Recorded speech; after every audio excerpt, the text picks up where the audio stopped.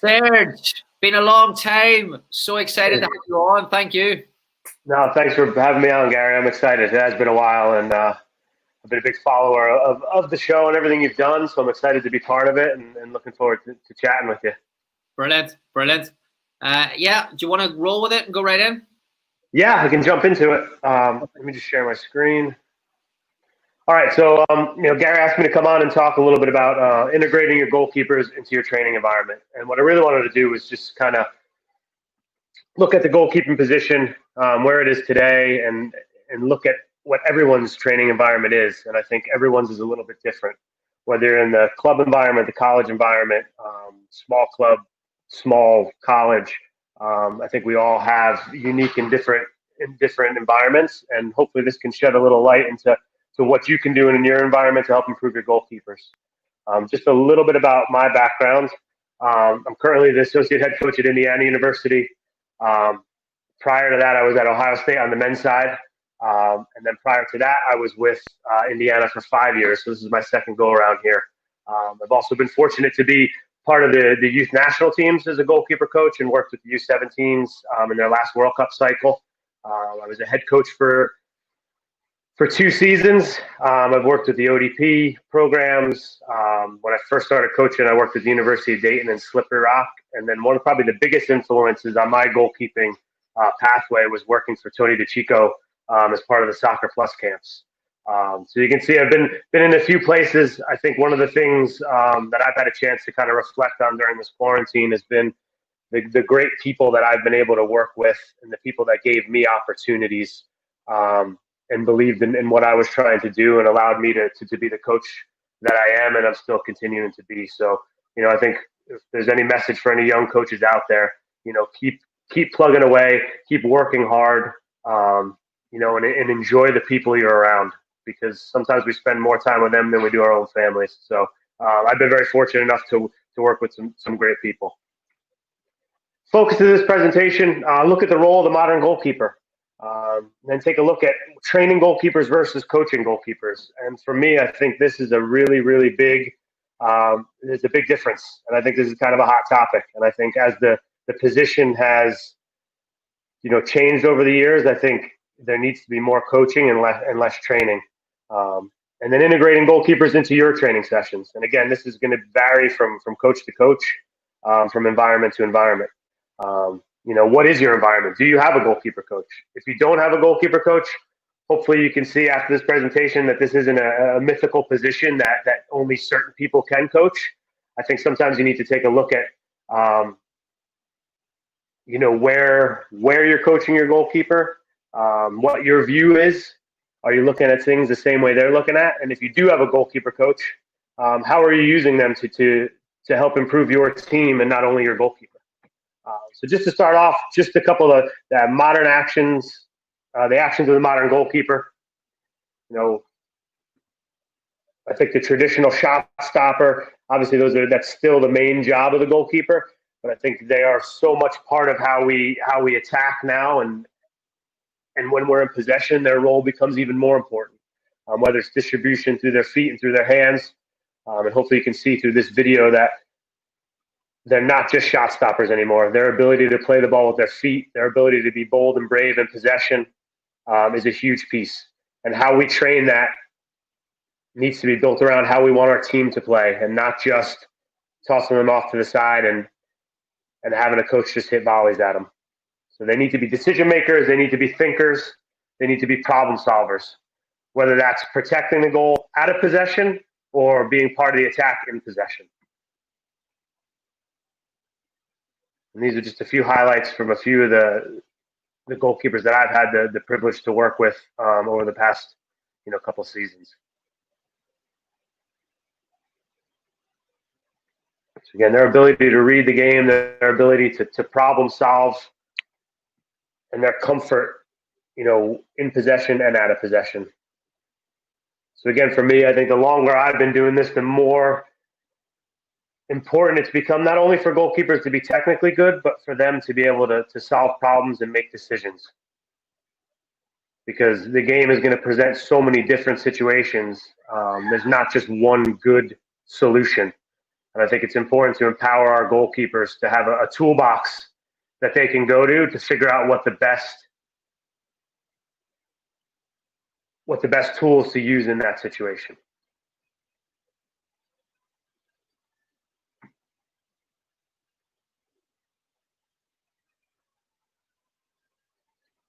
So again, whether it's in possession, whether it's dealing with crosses, shot stopping, there's a multitude of things that our goalkeepers do and that the modern goalkeeper must do. And I think it's important that we're training all those facets, not only in isolated training sessions, but within our team component as well.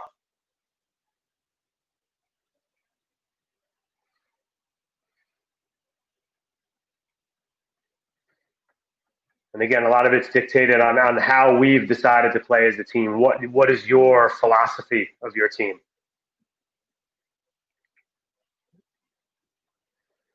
So just going through what are the game actions, as you can see, they're not only the traditional goalkeeping roles, but I think they're also evolved into a soccer player. A modern goalkeeper needs to be a soccer player. And you can see at the highest levels with the Edersons, with Ter Stegen, with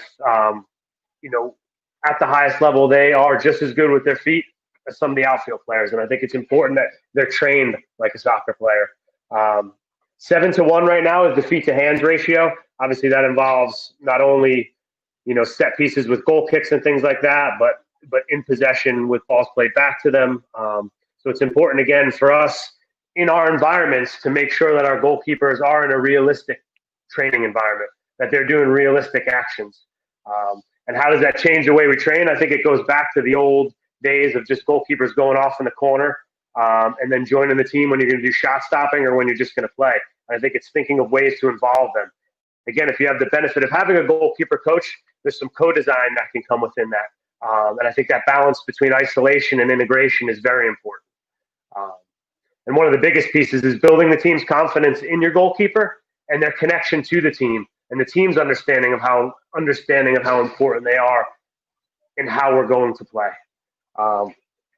We go back into the goalkeeping training versus goalkeeping coaching. I think the modern goalkeeper needs to be coached. And that's being able to make decisions. That's being able to read situations and have a tactical understanding and being able to figure out what technique needs to be applied. I think too often we're in the training where it's just technical ability and technical components. And we've all seen these goalkeepers who look amazing in those training environments, but when they have to make tactical decisions, there seems to be a struggle there. And I always go back to this video, as we've all seen in quarantine has brought some interesting things out. This is probably an extreme example, but this is very much a technical application of goalkeeping with not a whole lot of thought process, and hopefully everybody gets a little laugh from this. But again, it's getting away from the traditional just going over cones, repetition type things to being able to put a session together where your goalkeepers do have a technical component, but there's more of a tactical understanding of situations and their decision making and what they need to use. This is just a training session that I've done with our goalkeepers here, where there's 2 goals, so there's a little bit of the unknown in terms of which goal the ball is going to. So both goalkeepers need to be locked in. But now adding 2 players in front where there's a little bit more decision making, the ball can get laid back. Those attacking players can turn. So again, it's finding the best tool in their toolbox to make that decision. So again, creating thinkers, creating problem solvers is a huge piece for me in how we develop our goalkeepers. Not only just making sure they have good technical ability, but also making sure they have good tactical understanding and knowing the situation they're in and how they can solve that. If we look at integrating, goalkeepers into your training session, what's your way of playing and what do you expect from your goalkeeper? And I think that's one of the biggest things. And I'm very fortunate with the staff I work with right now, especially with the head coach, with Erwin, and he has a clear understanding of what he wants from his goalkeepers and how he wants them to play, which then makes it very simple for me to now make sure that I'm training those components in our isolated session, so that when we do get into our team sessions, the understanding and the ability to to excel in those situations is there. If you just want your goalkeeper to keep the ball in the back of the net, but you don't have any, but you also want them involved in your buildup, but you haven't established that with them, and you haven't established how they're going to do that or what you want them to do, it's very difficult for them to be confident and very and good at what you want them to do. So I think the understanding of how you want to play and what your expectation and what your role of your goalkeeper is within that, not just in the traditional sense of keep the ball in the back of the net. Engaging your staff on planning sessions. I think that's a big one as well. If you're fortunate enough to have a goalkeeper coach, having conversations with them about how the goalkeeper's role is important in here, and what are some of the things that from a goalkeeping perspective you're looking at in this situations, whether it's building out of the back, whether it's initiating a counterattack, whatever it is, whether it's just a simple, dealing with crosses. From a goalkeeping perspective, what is important? What are you looking at? And how can we layer that in so that our team are all on the same page and have that understanding? And I think that's a key factor when you're integrating your goalkeeper into your sessions. I think that, and if you don't have a goalkeeper coach, what are you doing to help educate yourself about the position, looking at it from their perspective in terms of what their role is in that situation and how you can help them build confidence in that. I think the outsider role of a goalkeeper has kind of gone a little bit. They're very much part of the team, and we need to make sure that they're included in that thought process.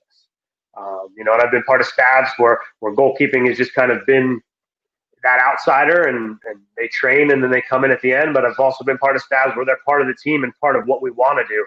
And I think the benefits of that help not only the goalkeeper's confidence, but the team's confidence in their goalkeeper.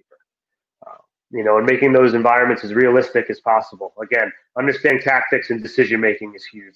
We want goalkeepers who are thinkers, not robots. One of the pieces to that is making sure the view of the game is realistic when we put them in these situations. Goalkeeping is 180 degrees, and I think it's very important as we layer them into our training sessions that view is there, because that's the view they see in the game. And it's important in possession exercises and things like that they have that 180 degrees, because that's what they're going to operate in. And the more they see that, the more their understanding of angles, the more their understanding of their movements, it becomes even more important. And another piece to it is coach from their perspective. How many times do we coach a goalkeeper from the sidelines or criticize a decision from the sidelines? Just by popping in behind the goal gives you another point of view and gives you an opportunity to see what they see, which allows you to give more meaningful information and more meaningful feedback. And I think that's really important. Whether you're a goalkeeper coach or whether you're just an assistant coach or a head coach, seeing it from their view and having their understanding of why they potentially played a ball somewhere or why they were in this position for that shot makes it a lot easier to have those conversations, because from the sideline, it's real difficult to see that. And then we go to the argument that the old goalkeeper will always break down the exercise. I think this is something that, I've had numerous discussions amongst coaching staffs with. If we expect them to perform an action, we can't just allow them to train in isolation. They've got to do it with the team. If we wanted them to be part of the build, I think in my goalkeeping session, I can help train that technique and the range of passes and the movements that they'll need. But in order for them to really be able to master it, they need to be in there with the same pressure, with angles, with movement. They need to have that understanding. And you know what? Maybe it does break down a little bit, but the benefits in the long term and the development are going to be much better instead of just having them in those isolated sessions. And again, we go back to kind of what your environment is. Are you fortunate enough to have a goalkeeper coach that's an assistant coach? Or is it just an assistant coach, or do you have no goalkeeper coach? How are you going to incorporate your goalkeepers into your training session? And it goes just to what we talked about with your goalkeepers. Do they understand what you expect? Does your goalkeeper know what you want? Does your goalkeeper coach know what you want? I think the more information you can give them, the more they can build those sessions to help maximize their time with your goalkeepers, so that when they do get into team training, the connection is there right away. And I think a lot of times is looking at the actions. What actions are they going to use in a team session? Sometimes just starting with a goalkeeping action to build your session, help incorporate your goalkeeper right away. Whether it's you're starting your build from a cross.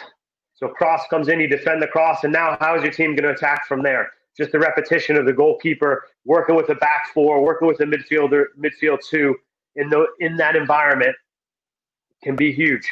And then developing sessions relative to the demands of the goalkeeper. And I think that's important too. So as you're putting these sessions together, thinking about what are the demands that I'm asking my goalkeeper to take on? Are these incorporated into the session? So that our goalkeeper coaches can design sessions that seamlessly move into there, and connecting the dots from isolated to team session. I think too many times these isolated sessions kind of look like a circus sometimes. There's cones, there's ladders, there's hurdles we're jumping over. Can we make these more realistic to the game, to the scenarios that our goalkeepers are going to see? So when they slide into the team session, it's seamless. And now they're able to take that toolbox that we've put together and pick, what the best tool is to deal with that situation. And in order for us to be able to do that, there needs to be a good line of communication amongst our coaching staff and understanding of what our goalkeepers are expected to do and how we're going to allow them to flourish. The co-designing piece is huge. As we're planning the sessions as we go through our season, especially, now just becoming part of a new staff, about, just timing, how much time are we going to have with the goalkeepers? What's our focus for today? How do the goalkeepers factor into this session? That gives me the understanding of, all right, this is what they're going to be asked to do today. What can I do to help build that decision-making, build that confidence, so when they do step into the session, they take off from there. I think it's important to have open lines of communication and really being a coach. Don't be a trainer. A number of years ago, one of the first NSCAA conventions I went to, I got to hear John Murphy talk. And one of the things he said is, I'm a coach that specializes in training goalkeepers. And that really stuck with me. And I think too many times now, we have coaches that are just training goalkeepers and not coaching them.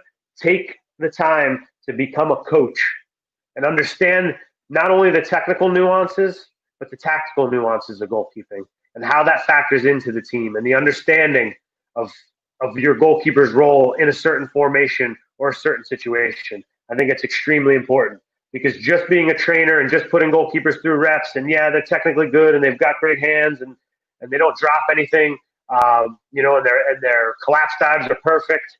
That's not going to always translate into successful goalkeepers in a match. I think our ability to sometimes look past goalkeepers being technically perfect and more have a better tactical understanding is more important. So again, be a coach and not a trainer is a big piece for me. So I think one of the big things that Dan talks about is kind of his unannounced and his announced pieces.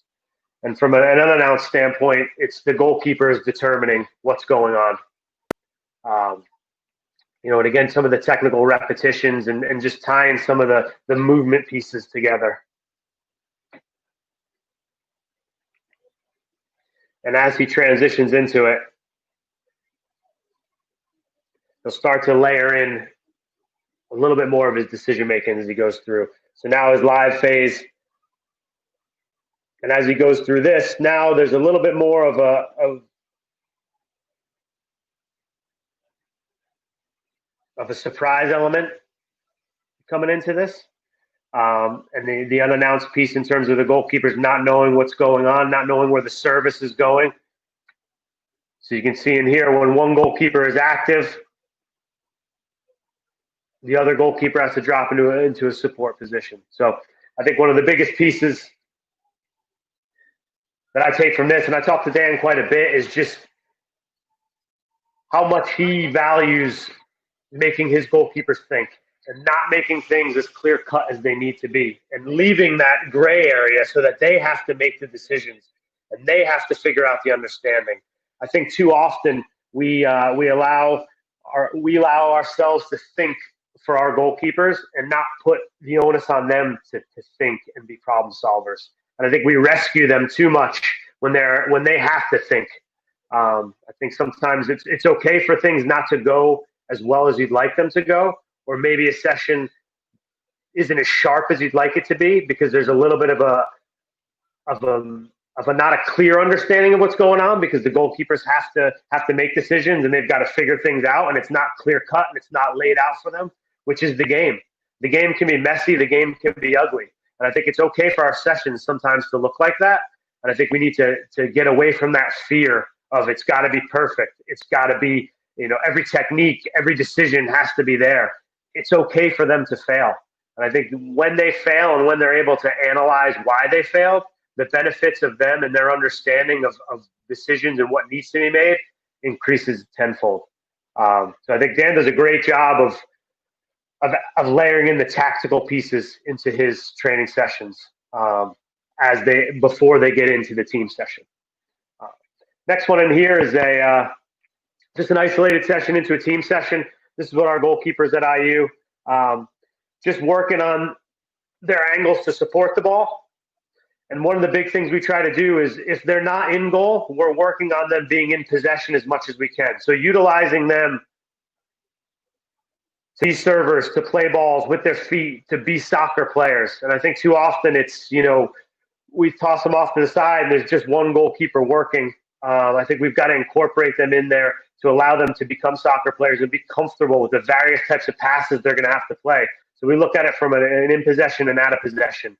This starts really simple with a pass into our goalkeeper, Bethany, who is in possession, who plays it out. And then once that ball leaves her foot, now she has to start to think like a goalkeeper. And what I've asked our other goalkeepers to do is really work on that driven pass into that smaller goal where you can see the flags. And then we start to layer in a little bit of decision-making in terms of what we allow those players to do, whether they're stepping in and dribbling. So now the goalkeeper has to deal with a different scenario. There's rebounds and pieces into that. As we move into this, there's two little boxes. In the front box, we're looking for them to drive a ball in on the ground and the goalkeeper to defend the smaller goals. If they receive it in the top box, it's more of a driven ball, maybe played over distance, maybe played into the midfield or into our front line. Now the goalkeeper in goal has to defend a bigger goal. So again, that in possession, out of possession thought process is in there. So not only are we working on our distribution, but we're working on our shot stopping as well. And then that'll carry over into the game. So you'll see in here with our goalkeepers, we want them to be brave and bold in possession. We want them to read spaces and find numbers. So you can see in there, we're able to break lines and go. Again, we look at the type of passes that I've asked them to play in the isolated session. And hopefully now they have the confidence and the technical understanding of how to play that pass so that they have success in the team session. And this is just something we took from, again, that isolated session while the team was warming up, working on some things, right away into the big picture. And again, making our goalkeepers make decisions, have an understanding of their importance in our build.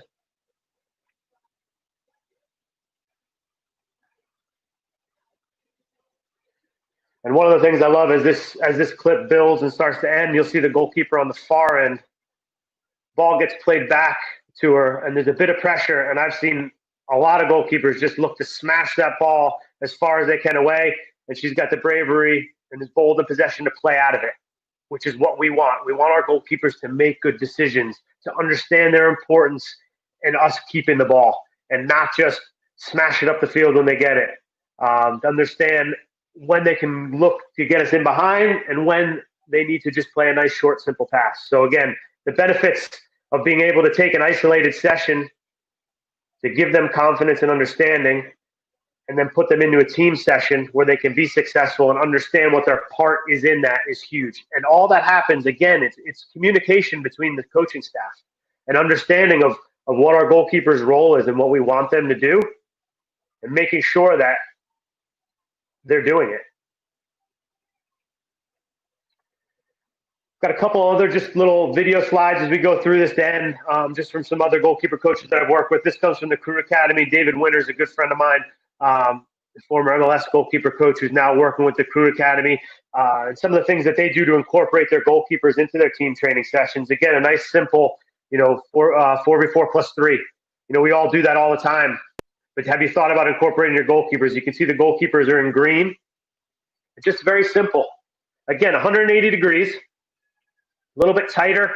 space, so they've got to play quicker. They've got to have an understanding of what's going on. They've got to make sure they're adjusting their positioning.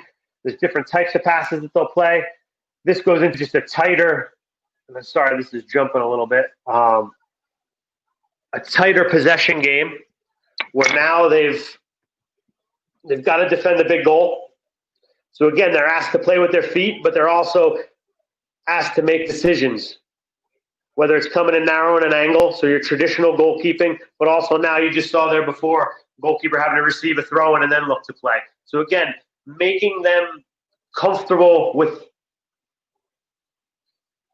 the unpredictable, and I think that's important. Training them as a soccer player, obviously with the goalkeeping piece to it as well. Here's just your normal, bigger environment, bigger setting. Again, when they've got to make decisions, they've got to play a little higher off their line. So dealing with the space behind the back four, they're going to play more balls with their feet. They're going to have more of an understanding of their angles of support, of the type of pass they're going to play. So again, this is nothing that I'm showing you is rocket science by any stretch, but hopefully what you're seeing is just by tweaking things, just by involving your goalkeepers, manipulating space, not only are you making them better goalkeepers, but you're making them better soccer players. And I think they have to be part of your thought process as you're putting these things together.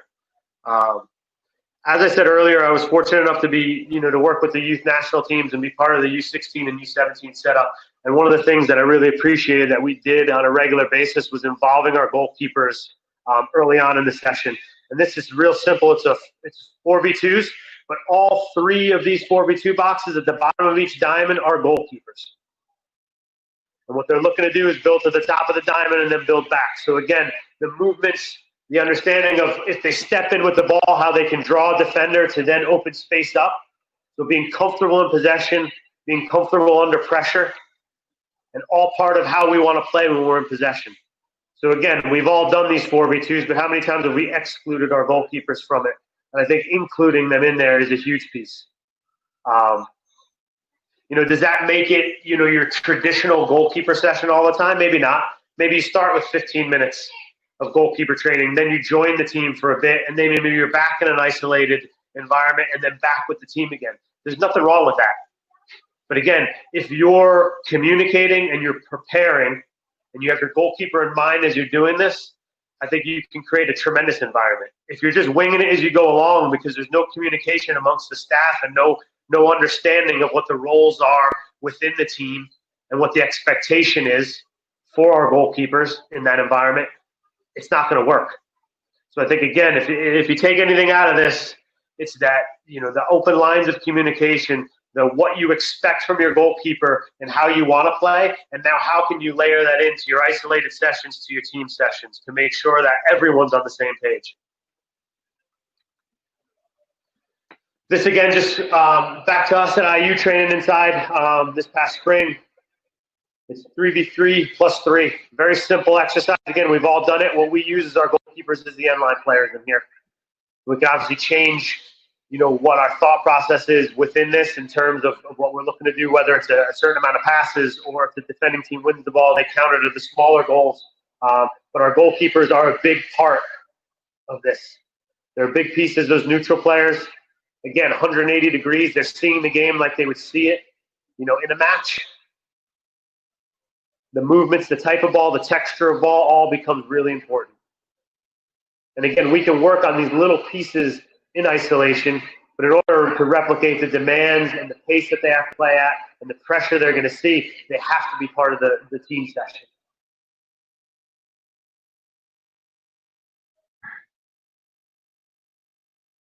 And then if we move to the last slide, again, this is a typical 7v7 for us.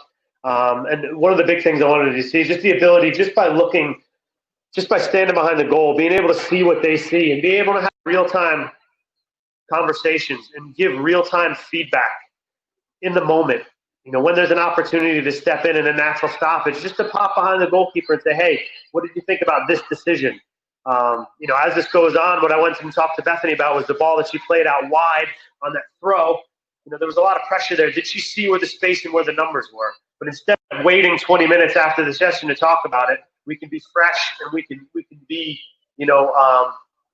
kind of in the moment. But again, I'm seeing it from her perspective, so I can have an understanding of what she may saw or what her thought process was. If I'm standing off at the sideline, it's real difficult for me to see what she saw and to understand what her thought process was in making that decision. So again, it doesn't have to be a goalkeeper coach. This could just as simple be an assistant, a head coach standing behind the goal, working on building out of the back, understanding and seeing what your goalkeeper sees, being able to give real-time feedback, being able to give ideas and thoughts in the moment rather than later on.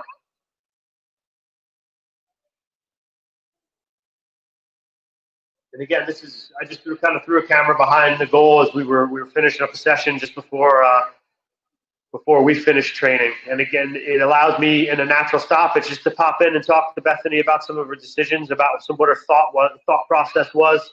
I work with our set pieces, and when it's time to have a set piece, I can just easily step onto the field and work with our team.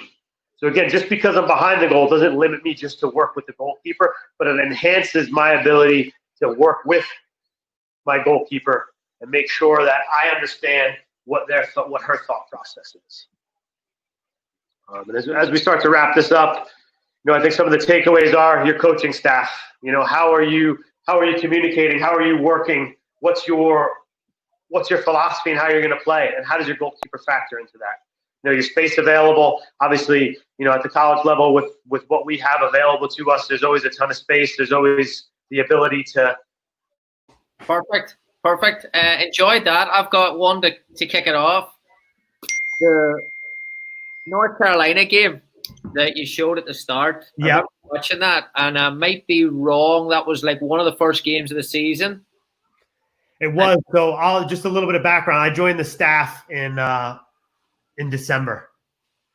And I actually remember watching that game on TV. At that point, I was still working at Ohio State. So I had the same view that you did, Gary, watching it. But I've had lots of conversations, and I think one of the things I appreciate about Erwin, is he has an expectation of what he expects from our goalkeepers, which is fantastic in terms of wanting them to be brave and bold in possession, but at the same time understands that will be some mistakes that are made in that, and still has that confidence in them, which I appreciate a ton, because I've been part of staffs where it's the goalkeepers go over there, we'll bring them in, and then it'll come to the game, and then we'll do some post-game analysis, and we'll start to talk about, well, why aren't we playing out of the back more? Why are we just smashing the ball up the field? And why? Well, there hasn't been an expectation of what we want because we haven't been able to we haven't integrated them.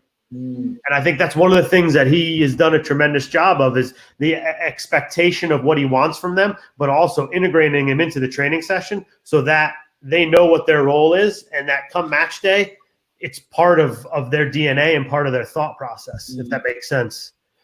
So how do you guys, I suppose, measure success in the build-up against the press, for example? Like if there is a match, like if you play North Carolina first game of the season again next year, how would you go into that game? I don't think much would change. I think what we're looking for is, trying to find that extra player, trying to find that space, being confident in possession and not being frantic. And I think that's, I worked with Bethany a number of years ago, and then, fast forward to now and seeing her, and just her, and she's probably still not where we want her to be exactly, but her confidence and her ability to play under pressure has grown so much. And I think it's because it's on a daily basis in training that expectation is there. And that environment is there constantly. Brilliant. I'll take a few questions here. Start with Stephen. How much of your sessions related to a curriculum, I suppose, sticking to a curriculum, or how much do they balance going into the next game? I think it's fun. That's a really good question. And I think, for me,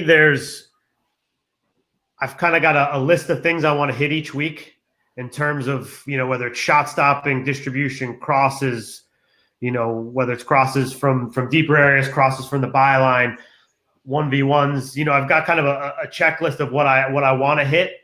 But what a lot of times I end up doing is looking at what are we going to see in the upcoming game. And my job is to make sure that I can replicate that environment as much as possible, so that when it does occur, there's no thought process about it. They're comfortable with it. There's an understanding there. So once it gets kind of into the thick of things in the season and the games are coming up, I think it's more of what we're going to see next, but still trying to balance that kind of maintenance in terms of making sure they're confident in all pieces of their game, but also making sure we're getting good heavy reps in what we're going to see, coming up in that upcoming match, and replicating that environment. Looking at it from a technical perspective, and these are the techniques that we may use in these situations, but throwing them in the situation and saying, figure it out. Ashley Roberts, question of the day for me. With the chaos and reality of the game, there's going to be mistakes. In training, same thing. What are your strategies for, what do you do when the keeper makes mistakes consistently in a training session? Yell at them, scream at them. Me 15 years ago, or me now? I think it's, we video all of our sessions. So I think a lot of it is having them reflect and look at it. It's tough because and every goalkeeper goes through it, where you have a session where there's a ton of mistakes. And I think sometimes it's almost better to focus on the positive in what they've done than to continue to let them know that they've made a mistake. So I think sometimes in that chaos of consistent mistakes, can you find the bright spot a little bit? Or can you be a little bit more specific in an area that you want them to improve on? In terms of, let's just say it's a 1v1, and they want to be ultra aggressive in how they're coming down the line. Can you, instead of taking that aggressiveness away, can you coach what the shape looks like and their timing and their set to give them a better opportunity to make a save? Because I think sometimes trying to make wholesale big changes if something's not going on in the moment when things kind of are chaotic is tough. I think when you can really start to break things down is post-training, when you can go back and have them look at it and sit down and have a conversation. So I think sometimes it's trying to take a little piece and affect it, and then in the long term, in whatever that problem is, try to address it over the course, if that makes sense. Absolutely.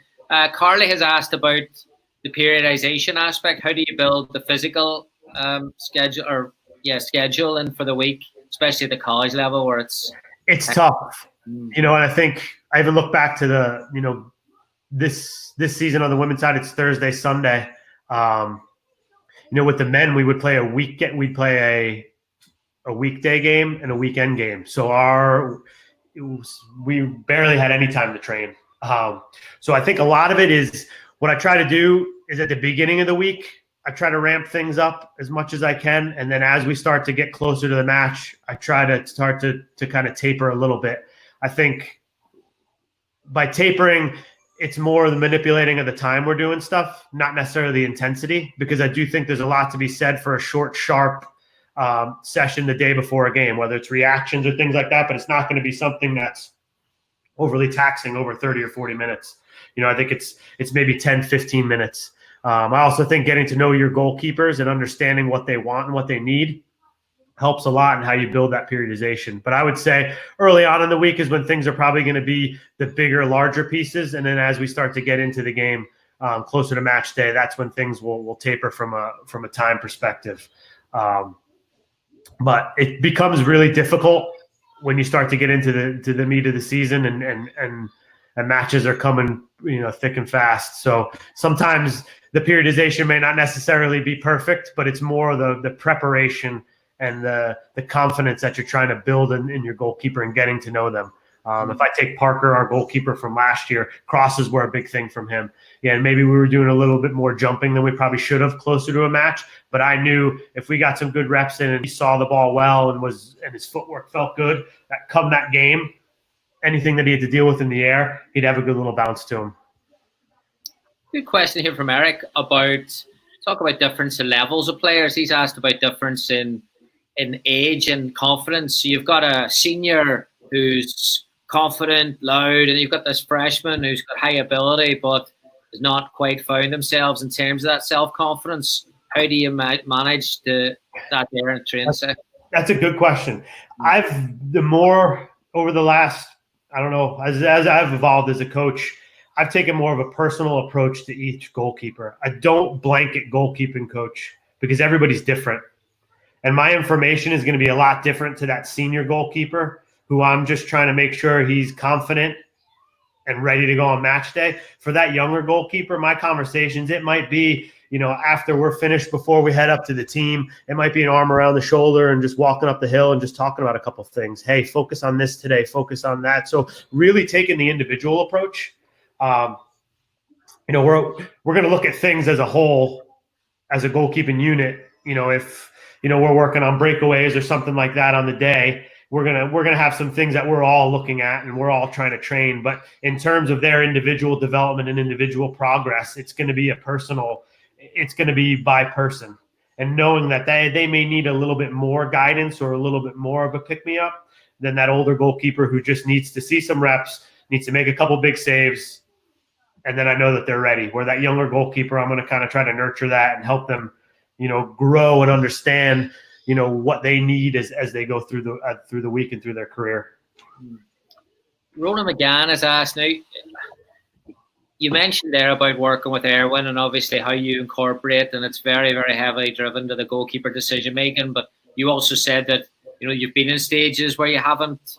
Well, that hasn't been the case. But yeah, let's put now where a goalkeeper coach is watching this and saying, "All right, well, hey, my head coach is way over on this side. What can they do to help kind of progress their thinking and shift them slightly?" I think have an opinion about things and be able to come in and have a conversation, and not being afraid to say, hey, from a goalkeeping perspective, this is really important because, and I think too often they get involved in the planning of training sessions. I think that's a big piece. And I think the understanding of, why are we doing things? How does this affect the goalkeeper? How, and having that conversation of what do you expect from our goalkeepers? What do you want from them? If I look back to I always joke with Mays when we were at Ohio State, and he was always the first one to say it. He's like, I'm not a goalkeeping guy. He's like, you do what you need to do and just make sure we're ready to go. But we would have a lot of conversations about what he expected and what he wanted from our goalkeepers, which even if we weren't integrated into training as much as I would have liked, I still was able to prepare our goalkeepers for what was needed to be done. And I think having an opinion, having an understanding, knowing what's needed and wanted is important. And I think once you start to have those conversations, hopefully then it starts to sway a little bit at least, and then you're able to start to do some co-design, or even saying, hey, can I take the back four with our goalkeeper? Because I really feel like we need to work on this. And I think it goes back to educating yourself as a coach and understanding the game so that you have a tactical understanding of what the goalkeeper's role is and the players that we're going to work with the goalkeeper in those situations. Very good. Phil has asked, good question. How do you deal with your goalkeeper on a match day if you don't have a goalkeeper or an assistant coach? That's a really good one. I think, you can design your kind of warm up to help warm your goalkeeper up. I think, whether it might not be with your starting 11, but I think some of the subs, just working on striking balls, working on, pass and receiving, as they're getting warmed up, you can utilize them to help warm your goalkeeper up, if that makes sense. In a sense of, whether it's from the basic stages of just driving balls at them and shots and things like that, up into allowing the goalkeeper to play out to them. And I think you can be creative in that sense of trying to use some of your spare outfield players to build that warm up around. When I was a club coach about 10 years ago, I didn't have an assistant coach, and I put the team in a 6v6 game and then hit free kicks at the goalkeeper. The opposition didn't score any direct free kicks, so that's a success. I don't think there's a magic formula to it. It's whatever works. Danny has asked, what resources would you suggest to find out more about integrated decision making in goalkeeping? GK Nexus is a big one. I think they're probably the best in terms of what's out there from a goalkeeping education perspective. And they've got a really good network of professional goalkeeper coaches that they keep a pretty consistent library of things. I also think just doing as much research as you can with what's out there in social media, watching teams, watching training sessions at the professional level, and just seeing how goalkeeper coaching has changed in terms of what I think it goes. England has done an unbelievable job. Tim Dittmer, and they put quite a bit out. If you go on FATV to really see how they build their sessions, there is the traditional, goalkeeping piece of, with the agility and the movements and some of the volleys and things like that. But in terms of the environment that they're building and more of the decision making and more of you saw that multi-goal exercise that I showed you early on. I took that from them, and that's something I've really used a lot, because the more chaos you can create, the more thinking you're going to make your goalkeepers do, the more unknown that's there for them, the more they have to make decisions and see things and have a little bit of trial and error. So I think there's a lot out there, but I think the biggest piece is understanding the context in which people are doing things. Because I think a lot of times people see sessions and they just grab them without understanding what's going on. So I think trying to look at what's being said and how it's being done to understand how it's going to benefit your goalkeepers, if that makes sense. Oscar Alva, this is an interesting one, because sometimes you hear this from non-goalkeeper coaches. I've probably said it myself 100 times, but goalkeepers that make a mistake and it looks as if they're surprised, and then you say that they've got issues with concentration. Yeah. How do you, I suppose, define concentration and then improve it? I think it goes back to, for me, it goes back to more of the training versus coaching. I think a lot of the goalkeepers who have those concentration issues look at what environment are they training in? Is it like one volley and then wait and then another volley, and it's very scripted and there's not a lot of thinking? I think when you can force your goalkeepers to have to think and deal with different scenarios, it forces them to concentrate, if that makes sense. Mm-hmm. So I think, again, it goes beyond that traditional kind of, shuffle through the cones and catch a volley, or Gary, I'm going to hit this ball right at you, instead of Gary, I'm going to strike this ball and then you save it. Mm-hmm. And I think even for me, as I've evolved as a coach and I've had time to reflect, how many times do you see a goalkeeper coach hit a ball at a goalkeeper and it's not quite at him? They're like, oh, sorry, my bad. That's okay, because in a game, it's not going to be hit right at you. You're going to have to make an adjustment. You're going to have to be focused. You're going to have to read the flight of the ball. So I think the more you can force your goalkeepers to have to think for themselves and react and problem solve, the better they're going to be. The more you do things for them, the less thinkers and the less focus they have to have. All right, hey, the party's just kicked off here. Question here. With your ratio of 7-1 feet to hands from Stephen, do you believe there is an argument now to transform outfield players into goalkeepers? No chance. No, because I do think at the end of the day, the goalkeeper's job is to keep the ball out of the back of the net. And I do think that is it's a skill, and I think it's. I don't believe it. I think, with that 7-1, I think a lot of it is also looking at goal kicks and things like that, where it's not necessarily always, a ball while it's in play. You know what I mean? I think I don't think transforming a center back into a goalkeeper and just throwing some gloves on him and having him float into the goal would probably work very well. But it's the difficulty of the one as well, right? That one that's, like, I saw it up close with Alyssa last year, or for 2 years. It is on a different level once you see the athleticism and the quality of the movement. Or you could not replicate that there from an outfield player. No, and I think that's one of the biggest things in a training environment too. Is especially at that level, it's given them the tools to be able to be successful in that scenario. But like you said, it's so hard to replicate how Megan Rapinoe is going to strike a ball, or how how Crystal Dunn's going to run onto it. So I think it's giving them the tools so that when they're in those situations, they can figure it out, and kind of building your session around that so that when they're in that scenario, they've got an idea of how to handle it, and then let them figure it out. Keith Waters has asked if a keeper is close to the goal and trusts their reactions, how do you compare that to like a reaction goalkeeper? How do you compare the reaction goalkeeper to, suppose, a decision maker? Do they ever interact or conflict? I think that's a good question. I think there's got to be a kind of a mixture of both, because I do think at some point that reaction goalkeeper, you can't rely on reactions for everything. So I do think there's a time where you have to be, and we've seen it 1,000 times at every level, where that ball's played through, or it's a last-minute glancing header where you've got to be set and react. But I also think you're going to do yourself a disservice if you're just kind of camped out waiting for that, because there's too many variables, too many scenarios where you've got to be a bit of a thinker and your positioning comes into effect. If you're a reaction goalkeeper, I think it's only going to get you so far. And that's where I think the positioning and the understanding and the efficiency of your movements become really important.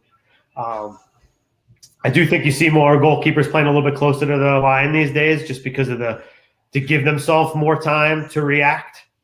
Especially balls struck from distance with the way the ball moves now. You don't see as many goalkeepers probably as you did back in the day playing 6-7 yards off their line.